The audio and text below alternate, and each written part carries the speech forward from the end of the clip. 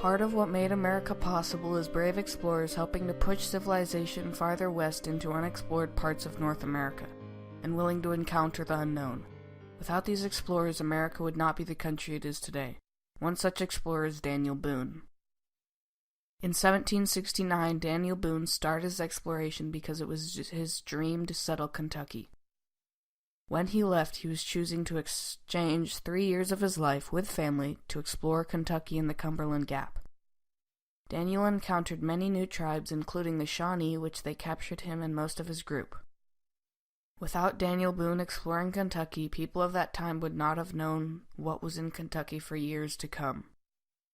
Daniel Boone was born November 2nd, 1734, near Reading in Berks County, Pennsylvania. He had one brother named Squire Boone, his mother's name was Sarah Jarman Morgan Boone, and his father's name was Squire Boone. Daniel Boone died on September 29th, 1820, at the age of 86. In 1769, on the 1st of May, Daniel decided to go on his first expedition to Kentucky. Daniel brought with him John Finley, John Stewart, Joseph Holden, James Monet, and William Cool. All of these men exchanged happiness and family time to explore for 3 years. After 3 years, Daniel returned to his family. On the 7th day of June, Daniel Boone and his company was in Kentucky. John Finley had just gone to trade with some Indians when the company encountered Indians from the Shawnee tribe. The Shawnee rushed out of the bushes and took everything that they had. Daniel described it in his journal this way.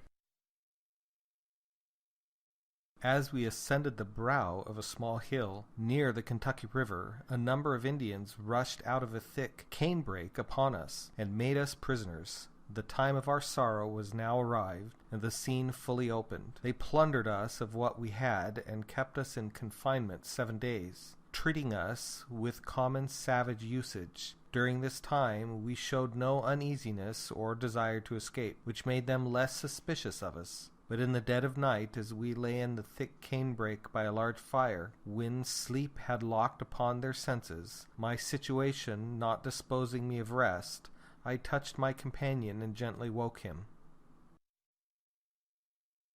Daniel Boone and his companions escaped on the 8th night of their imprisonment.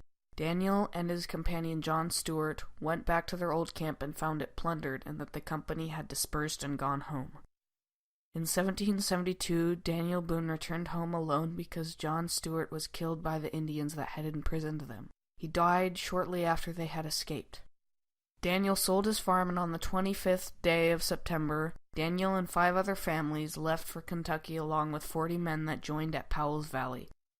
And on the 10th day of October, the company was attacked by a number of Indians, and 6 men died, and 1 was wounded. One of these was Daniel Boone's eldest son. After Daniel Boone's company retreated 40 miles back to the settlement on Clinch River. In 1775, Daniel Boone set up Boonesboro, just 3 days after they were fired upon by a group of Indians that killed 2 and wounded 2. On the 14th day of July, 1776, 2 of Colonel Calloway's daughters and Daniel Boone's daughter encountered some Indians who kidnapped the girls after they had snuck out of Boonesboro, the way Daniel Boone said it was.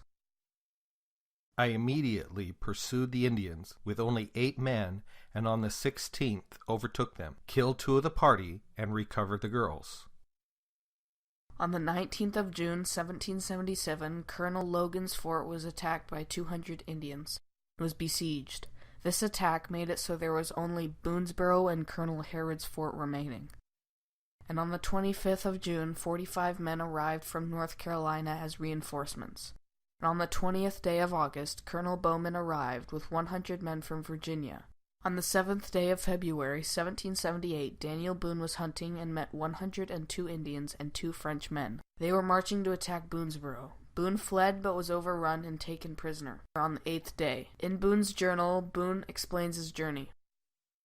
on the 18th of February and received as good treatment as prisoners could expect from savages. On the 10th day of March following, I and 10 of my men were conducted by 40 Indians to Detroit, where we arrived the 30th day and were treated by Governor Hamilton, the British commander at that post, with great humanity. During our travels, the Indians entertained me well, and their affection for me was so great that they utterly refused to leave me there with the others, although the governor offered them 100 pounds sterling for me, on purpose to give me a parley to go home. Several English gentlemen there, being sensible of my adverse fortune and touched with human sympathy, generously offered a friendly supply for my wants, which I refused, and many thanks for their kindness, adding that I never expected it would be in my power to recompense such unmerited generosity. On the 16th of July, Daniel Boone escaped and walked 160 miles and only had one meal, but arrived at Boonesboro at the 20th. Boone helped fortify Boonesboro, and on the 8th of August, an army of 444 with 11 French men, and being commanded by Captain de Cusney. This is how Daniel Boone explained it in his journal. On the 8th, the Indian army arrived, being 444 in number, commanded by Captain de Cusney. 11 other Frenchmen, and some of their own chiefs, marched up within view of our fort, with British and French colors flying, and having sent a summons to me, in His Britannic Majesty's name, to surrender the fort. I requested 2 days' consideration, which was granted. It was now a critical period with us. We were small in number in the garrison, a powerful army before our walls, whose appearance proclaimed inevitable death, fearfully painted and marking their footsteps with desolation. Death was preferable to captivity, and if taken by storm, we must inevitably be devoted to destruction. The Indians said that if 9 people, including Boone, came down and created a treaty, they would withdraw their forces. But they tried kidnapping Boone again, but 8 escaped into the garrison and 1 was wounded.